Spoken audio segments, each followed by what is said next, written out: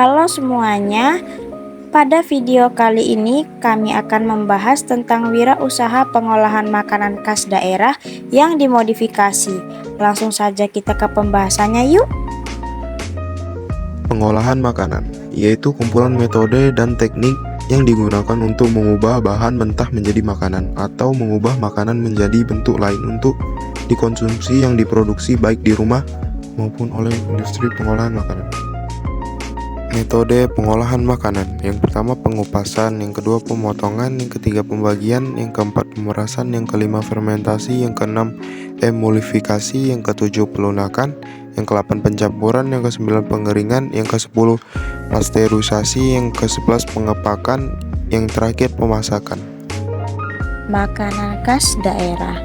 Makanan khas daerah adalah makanan yang biasa dikonsumsi oleh masyarakat di suatu daerah.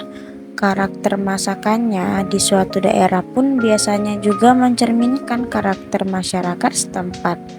Perbedaan makanan khas daerah juga bisa dipengaruhi oleh letak geografis suatu daerah. Dimodifikasi artinya dikembangkan. Makanan tradisional dikembangkan dengan memadukan unsur modern ke dalamnya tanpa menghilangkan unsur khasnya. Biasanya terlihat pada cara penyajiannya, pengemasannya yang lebih menarik. Makanan daerah yang dimodifikasi, mudah dibuat dan bisa untuk ide jualan. Ayam geprek mozzarella. Ayam geprek merupakan makanan asli dari Lombok, Nusa Tenggara Barat. Rasa original ayam geprek biasanya gurih plus pedas. Tapi, kalau menyantap menu ini dengan buluran keju mozzarella, kamu akan menemukan cita rasa yang berbeda. Ayam geprek dengan keju Italia mozzarella merupakan salah satu makanan daerah yang dimodifikasi. Rasa ayam geprek melebur bersama gurihnya mozzarella. Terlebihnya, bisnis kuliner ayam geprek ini memang sedang menjamur, sehingga peluang usaha ayam geprek mozzarella begitu menjanjikan. Kue cubit, kue manis dengan tekstur setengah matangnya yang khas ini emang enak banget dah. Apalagi kalau dimakan waktu masih hangat. Kue cubit juga salah satu makanan daerah yang dimodifikasi. Kalau dulu topping kue cubit cuma taburan meses, coklat atau warna-warni. Kini varian topping kue cubit sudah bermacam-macam. Dari remahan Oreo, keju, coklat, Nutella, sampai tikta maca. Warna adonannya juga ada yang warna-warni loh. Produk makanan khas daerah. Produk makanan hewani khas daerah, yaitu makanan khas daerah yang bahan baku utamanya berasal dari hewani seperti ayam, daging sapi, ikan, telur, dan sejenisnya. Dan beberapa contoh produk hewani yang ada di Indonesia misalnya telur asin, dadi, dan rendang. Ketiga produk ini sudah cukup dikenal di Indonesia dan masih bisa terus dikembangkan, baik mutu produknya maupun kemasannya. Telur asin. Telur asin adalah makanan yang berbahan baku telur itik yang dilakukan pengawetan dengan penggaraman. Penambahan garam ini berfungsi sebagai pengawetan produk yang memberikan cita rasa khas pada telurnya. Setelah diawetkan dengan garam, telur menjadi awet sampai 30 hari pada suhu ruang. Telur asin dikenal sebagai makanan khas Brebes, Jawa Tengah. Dadi merupakan produk susu fermentasi yang berasal dari Minangkabau, Sumatera Barat. Umumnya dadi dapat dikonsumsi secara langsung maupun bersama nasi. Sekilas makanan ini tampak asing bagi beberapa masyarakat Indonesia. Dadi sendiri berasal dari susu kerbau yang dimasukkan ke dalam tabung bambu dan ditutup menggunakan daun pisang. Kemudian didiamkan selama 1 hari dengan suhu ruang hingga terbentuk gumpalan. Rendang adalah makanan berbahan dasar daging sapi, mempunyai cita rasa pedas yang dalam pembuatannya diperkaya dengan campuran dari berbagai bumbu dan rempah-rempah, terutama cabai merah dan kelapa. Rendang semula adalah makanan khas Padang, Sumatera Barat, tetapi saat ini sangat mudah ditemui di berbagai kota di Indonesia, bahkan di dunia.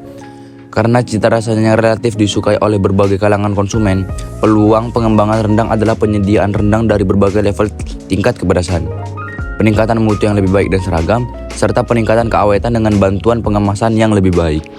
Produk makanan nabati khas daerah, yaitu makanan khas daerah yang bahan baku utamanya dari nabati, seperti dari sayur-sayuran, buah-buahan, umbi-umbian, kacang-kacangan, dan sejenisnya. Produk makanan nabati khas daerah mempunyai banyak makanan khas daerah yang berbahan baku nabati. Papeda. Jajanan anak sekolahan semakin banyak pilihannya, salah satunya dengan memodifikasi makanan khas Indonesia Timur, yakni papeda. Beberapa daerah menyebutnya dengan nama cilung, perpaduan lezat antara sagu dengan telur, saus, keju, mayones, dan sebagainya. Teksturnya kenyal dan gurih. Asinan. Asinan adalah hidangan berkuah segar yang dibuat dengan bahan buah-buahan ataupun sayuran. Kuah asinan yang segar biasanya terbuat dari bahan-bahan seperti cabai, gula merah, dan asam jawa atau bisa juga diganti dengan cuka makanan. Selain di Bogor atau dikenal sebagai asinan Bogor, asinan juga dapat ditemukan di sejumlah daerah di Indonesia. Misal di Jakarta atau dikenal dengan asinan Betawi. Mochi. Mochi adalah makanan yang terbuat dari ketan yang ditumbuk sehingga lembut dan lengket, kemudian dibentuk sesuai selera. Makanan ini di Indonesia banyak ditemukan di Sukabumi, Jawa Barat, dengan bentuk dan kemasan yang saat ini sudah cukup membaik. Tantangan wirausaha mochi adalah stabilitas mutu, terutama keawetan. Peluang wirausaha mochi adalah pengembangan variasi bentuk, rasa, dan isi serta kemasannya. Bahan untuk pengembangan modifikasi pangan khas daerah. Bahan baku utama. Bahan baku adalah bahan utama yang paling banyak penggunaannya pada sebuah produk pangan. Misalnya untuk ikan asin, bahan bakunya adalah ikan. Untuk rendang, bahan bakunya adalah daging sapi. Untuk mochi, bahan bakunya adalah tepung ketan putih, dan lainnya. Bahan baku dapat berupa bahan nabati dan hewani. Bahan tambahan pangan atau BTP. Bahan tambahan pangan adalah bahan atau campuran bahan yang secara alami bukan merupakan bagian dari bahan baku pangan, tetapi ditambahkan ke dalam pangan untuk memperbaiki sifat atau bentuk produk pangan. Bahan tambahan pangan ditambahkan sesuai kepentingan dan tujuannya. Tidak setiap produk pangan diharuskan menggunakannya, melainkan dapat ditambahkan dengan tujuan untuk memperbaiki mutu produk pangan, diantaranya sebagai berikut. 1. Pemanis atau sweetener. 2. Pembentukan gel atau gel agen. 3. Pengatur keasaman atau acidity regulator. 4. Pengawet preservatif. 5. Pengembang rising agen. 6. Pengemulsi atau emulsifier. 7. Penguat rasa atau flavor enhancer. 8. Perisah flavoring. 9. Pewarna atau color. Bahan tambahan pangan yang banyak digunakan antara lain pemanis, pengawet, pewarna, dan penguat rasa. Setiap BTP mempunyai fungsi dan tujuan tertentu dalam penggunaannya. 3 hal yang harus diingat dalam penggunaan BTP adalah gunakan BTP yang diizinkan, gunakan dalam jumlah yang diperbolehkan, gunakan jenis BTPP yang sesuai dengan karakter produknya. Tujuan modifikasi makanan khas daerah.